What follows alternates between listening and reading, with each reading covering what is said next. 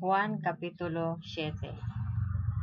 Human niini misuroy si Jesus sa Galilea. Dili siya buot musuroy sa Judea, kay ang kadagkuan sa mga Hudiyo didto nagtinguha man pagpatay kaniya.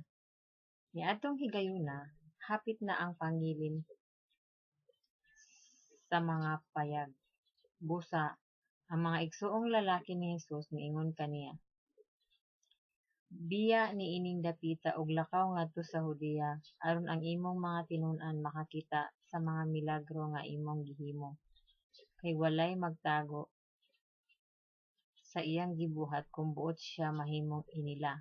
Sanglit nagbuhat ka man niining mga butanga, ipadayag ang imong kaugalingon sa tibuok kalibutan.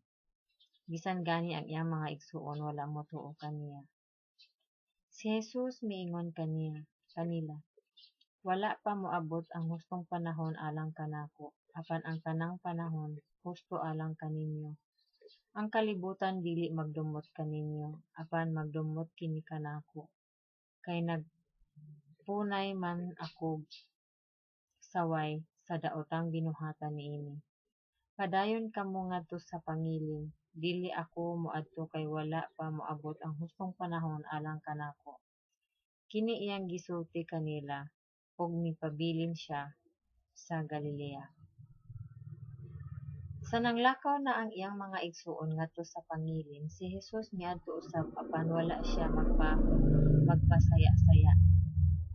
Ang kadagkuan sa mga Hudiyo nangita kaniya didto sa pangilin, nangutana sila hain man siya, ug dihay daghan nga naghunghungay mahitungod kaniya diha sa pundok sa mga tao. Ang uban miingon, maayo siyang tawo.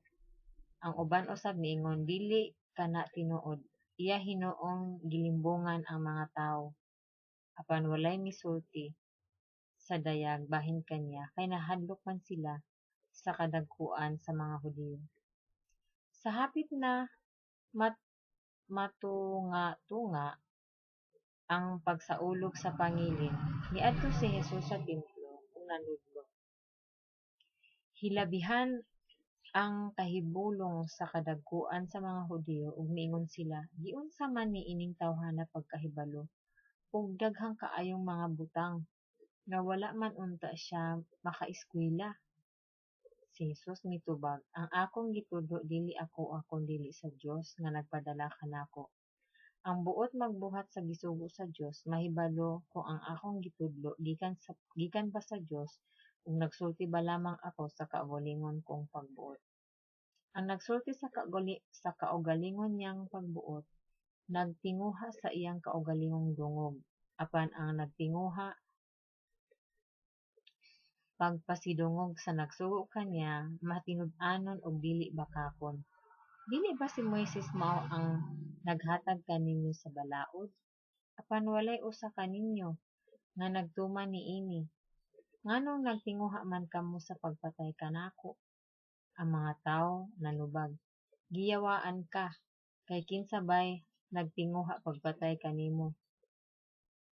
Si Jesus mitubag, usa lamang ka milagro ang akong gihimo, ug nangatingala na kamong tanan.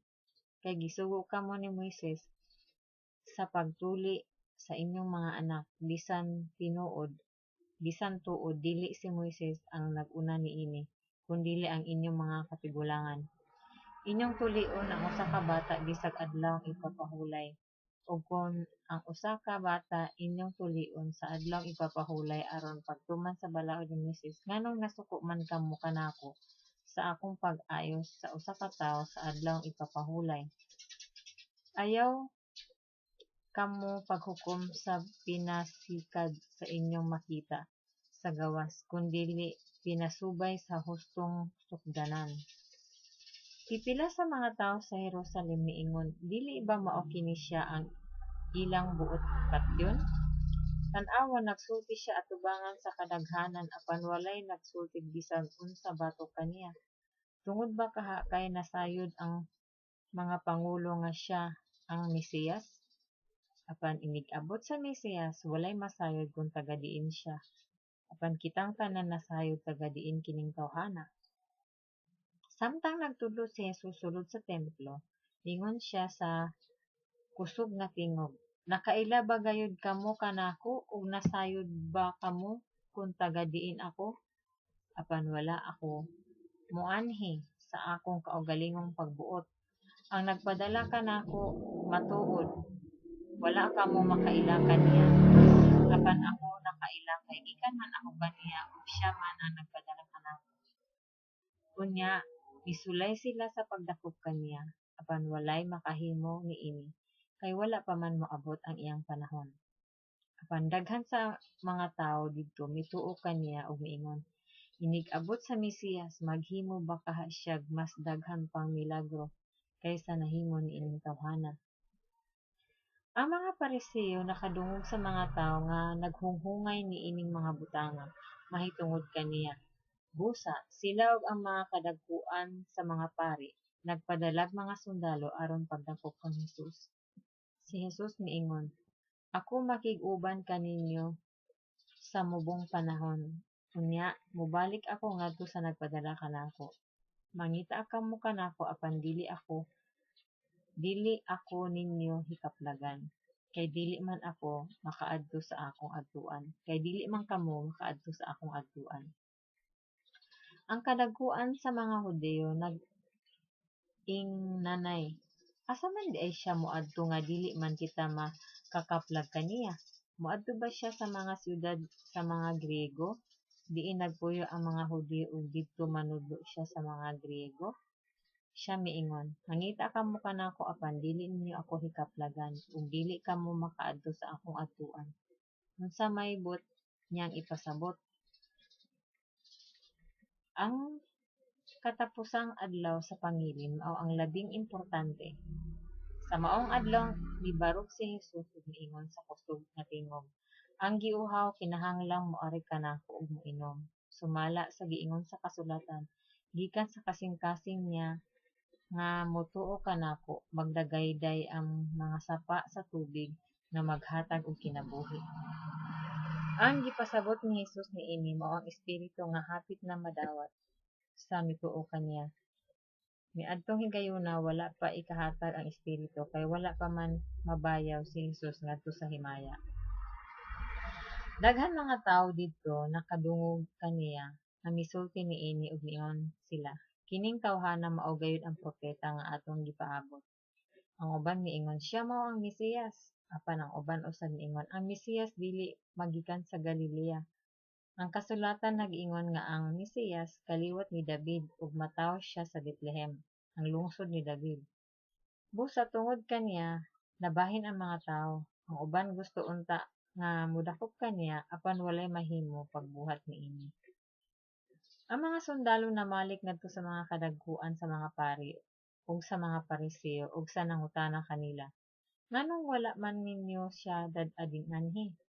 Ang mga sundalo mitubag, "Wala pay tawo nga nakasulti sama kaniya."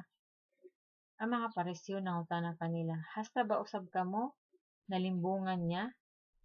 May usab ba sa atong mga kadagkuan usa sa mga Pariseo ang mituo kaniya?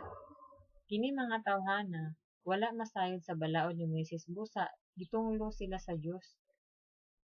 Si Nicodemo, usa sa mga Pariseo nga nagkakita kang Hesus kaniadto, miingon kanila, "Sumala sa akong balaod, dili kita makahukom nga sad-an ang usa ka tawo sa dili pa nato siya mahusay ug maila kon unsay iyang nabuhat." Sila mitubag, "Taga-Galilea ba usab ikaw? Nan, pagtuon sa kasulatan og masayran mo nga wala pa gayoy propeta nga magikan sa Galilea." Juan Kapitulo 7.